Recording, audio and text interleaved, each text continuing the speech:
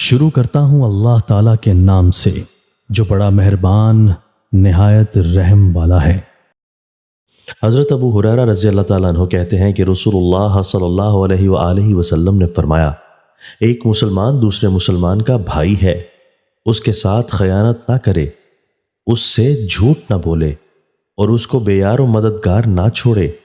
ہر مسلمان کی عزت، دولت اور خون دوسرے مسلمان کے لیے حرام ہے۔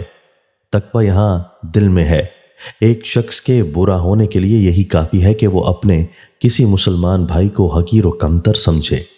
وضاحت: اس حدیث میں مسلمانوں کی عزت، آبرو اور جان و مال کی حفاظت کرنے کی تاکید کے ساتھ ساتھ ایک اہم بات یہ بتائی گئی ہے کہ تقوی کا معاملہ انسان کا اندرونی معاملہ ہے، اس کا تعلق دل سے ہے، اس کا حال اللہ کے علاوہ کوئی نہیں جان سکتا۔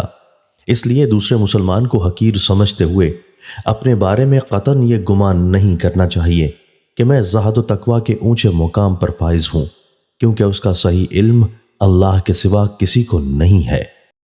حضرت ابو الدرداء رضی اللہ تعالیٰ عنہ سے روایت ہے کہ نبی اکرم صلی اللہ علیہ وآلہ وسلم نے فرمایا، جو شخص اپنے بھائی کی عزت اس کی غیر موجودگی میں بچائے، اللہ تعالیٰ قیامت کے دن اس کے چہرے کو جہنم سے بچائے گا۔ وضاحت: بعض احادیث میں ہے، مفہوم یہ ہے کہ جو اپنے مسلمان بھائی کی غیر موجودگی میں اس کا دفاع کرے اور اس کی عزت و آبرو کی حفاظت کرے، اس کی بڑی فضیلت ہے اور اس کا بڑا مقام ہے۔ اس سے بڑی فضیلت اور کیا ہو سکتی ہے کہ رب العالمین اسے جہنم کی آگ سے قیامت کے دن محفوظ رکھے گا۔ دوستو، اللہ تعالی ہمیں ان احادیث مبارکہ پر عمل کرنے اور اپنی زندگیوں کو سنوارنے کی توفیق عطا فرمائے۔